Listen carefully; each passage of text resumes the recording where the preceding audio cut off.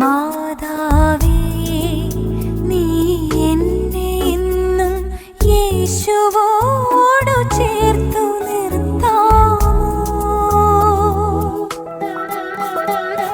എത്രയും ദയയുള്ള മാതാവേ, നീ എന്നെ എന്നും യേശുവോട് ചേർത്തു നിർത്താമോ? താപമേറുമീ ജീവിതം തിങ്ങി വിങ്ങും വേളയിൽ കരുണാർദ്രമാം നിൻ കൈകളെന്നെ താങ്ങി നിർത്താമോ?